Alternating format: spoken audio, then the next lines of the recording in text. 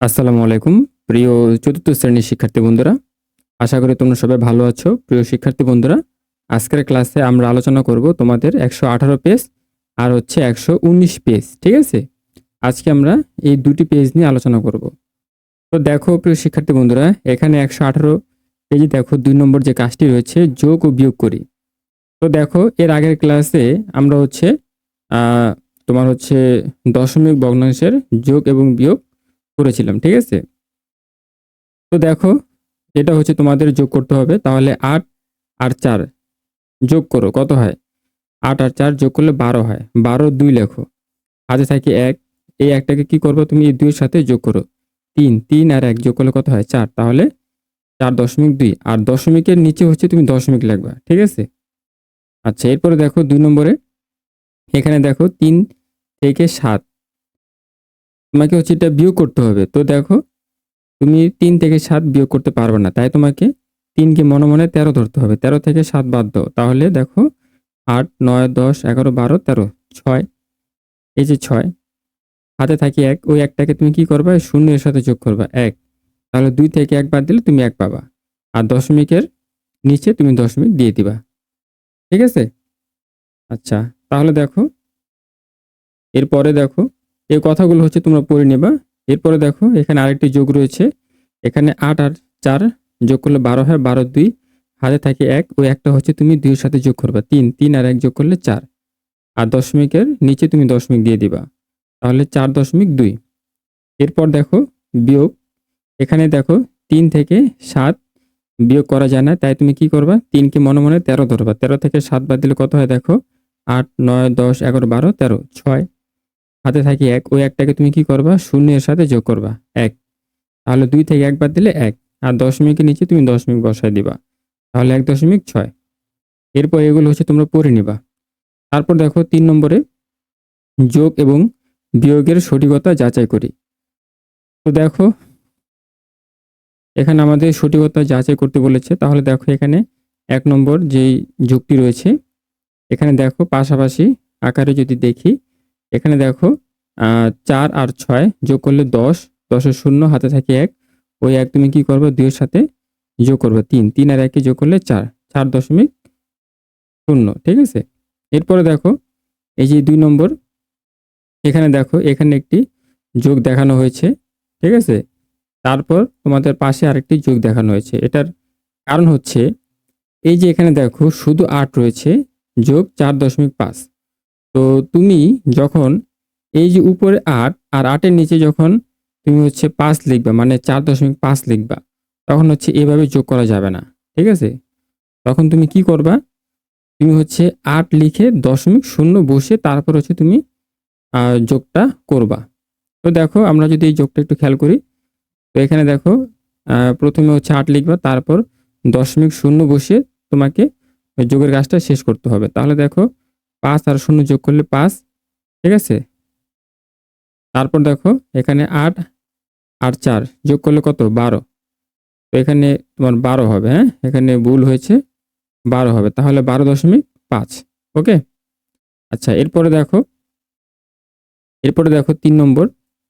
এখানে 3 নম্বরে এখানে 6 বিয়োগ 0.2। এখানে দেখো ঠিক একইভাবে তোমার হচ্ছে এইভাবে তুমি বিয়োগ করতে পারবা না। তো তোমাকে হচ্ছে এভাবে বিয়োগ করতে হবে। যদি এখানে একটা পূর্ণ সংখ্যা থাকে, তখন তুমি কি করবা? এখানে 6 লিখে দশমিক তোমাকে শূন্য বসিয়ে তারপর হচ্ছে বিয়োগের কাজটা করতে হবে। তো আমরা দেখো এখানে 6, তারপর হচ্ছে দশমিক শূন্য দিয়ে তারপর হচ্ছে বিয়োগ 0.2। এখন হচ্ছে তুমি বিয়োগের কাজটা শেষ করো। তো 0 থেকে 2 বিয়োগ জানা, তাই তুমি কি করবে? 0 কে মনে মনে 10 ধরবা। 10 থেকে 2 বাদ দিলে 8 পাবা, হাতে থাকে 1, ওই একটাকে তুমি কি করবা? শূন্যের সাথে যোগ করবা 1।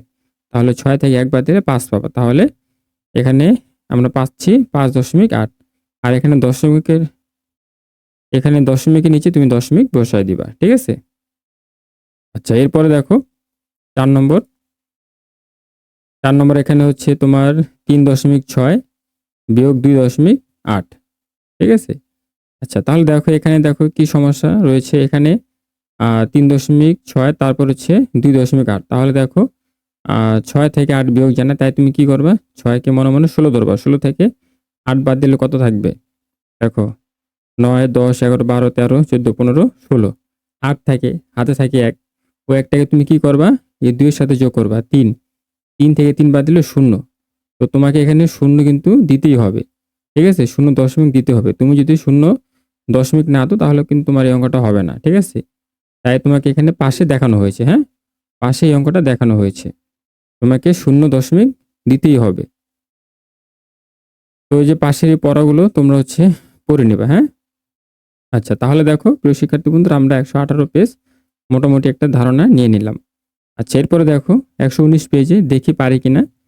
তো এখানে দেখো 1 নম্বরে সম্পর্ক প্রতীকের এখানে হচ্ছে ছোট বড় বা সমান চিহ্নের সাহায্যে প্রকাশ করি। তাহলে দেখো এগুলো কিন্তু খুবই সহজ। এখানে দেখো 1 নম্বরে 0.4, হ্যাঁ, তারপর খালি ঘর রয়েছে, তারপর হচ্ছে 0.7। এখন দেখো আমরা ছোট বড় কিভাবে নির্ণয় করব, খুবই সহজ। এখানে এককের ঘরে 0 রয়েছে আর এখানে এককের ঘরে 0 রয়েছে। আচ্ছা, তারপরে দেখো আমরা কিন্তু এখনো বুঝতে পারছি না কোন সংখ্যাটা বড়। তারপর এখানে দশমিকের পরের সংখ্যাটা দেখো, এখানে দশমিকের পরের সংখ্যাটা হচ্ছে 4 রয়েছে আর এখানে দশমিকের পরের সংখ্যাটা হচ্ছে 7 রয়েছে। তাহলে তুমি বলো 4 বড় না 7 বড়? নিশ্চয়ই 7 বড়। তাহলে হচ্ছে তুমি এইদিকে মুখটা বড় করে দিবা, হ্যাঁ? ঠিক আছে?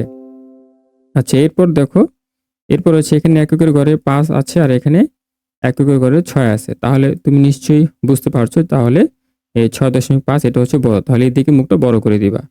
ঠিক আছে? এরপর দেখো 3 নম্বরে এখানে এককের ঘরে হচ্ছে 0 আর এখানে এককের ঘরে 0। দেখো তুমি চাইলে কি করতে পারবা, এখানে একটা সংখ্যা রয়েছে না? তুমি চাইলে 0.0 বসাতে পারো। ঠিক আছে? কোনো সমস্যা নেই। তাহলে এখানে এককের ঘরে 0 রয়েছে আর এখানে এককের ঘরে 0 রয়েছে।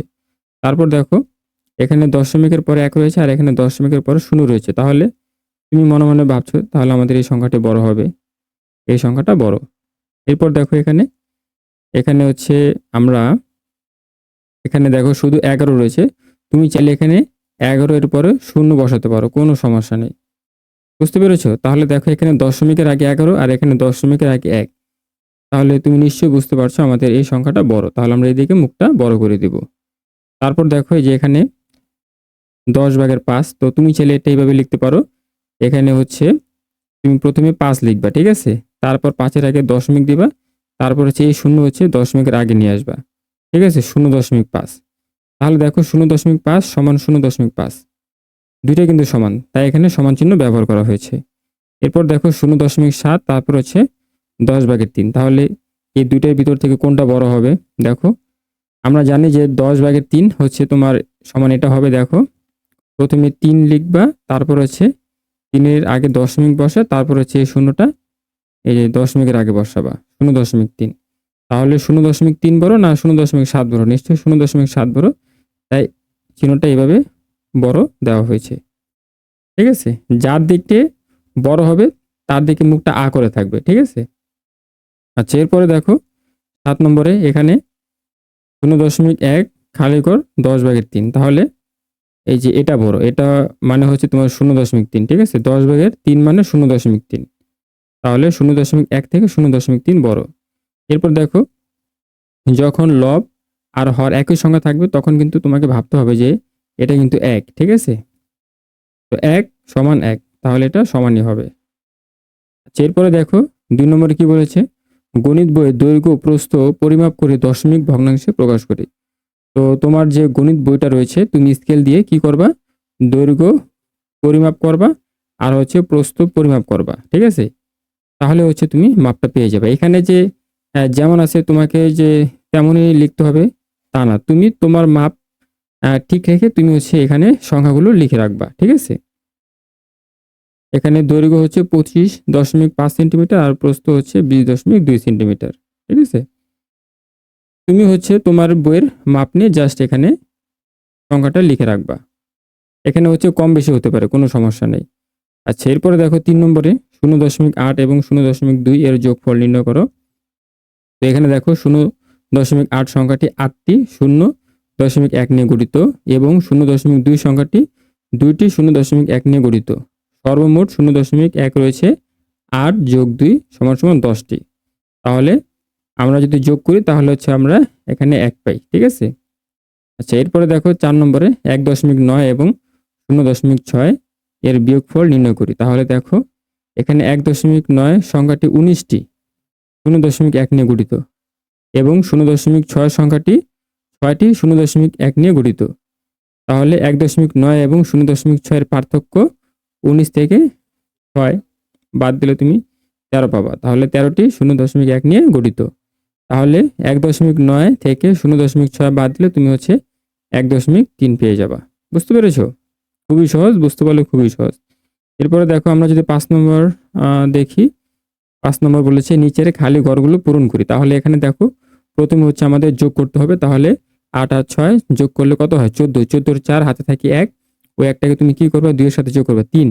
3 আর 7 যোগ করলে কত হয়? 10। তাহলে 10.4। তুমি হচ্ছে জাস্ট দশমিক নিচে দশমিক বসায় দিবা। বসায় দেওয়ার পর জাস্ট সিম্পল যেভাবে যোগ বিয়োগ করো তুমি হচ্ছে সেভাবে যোগ বিয়োগ করে ফেলবা। এরপর দেখো, এরপর হচ্ছে বিয়োগ। এখানে 5 থেকে 8 বিয়োগ করা যায় না, তাই তোমাকে কি করতে হবে? 5 মনে মনে 15 ধরবা। 15 থেকে এখানে 8 বাদ দাও। তাহলে কত হয়? 9 10 11 12 13 14 15 7। এই যে 7 হাতে থাকে 1, ওই একটাকে তুমি কি করবা? 4 এর সাথে যোগ করবা 5।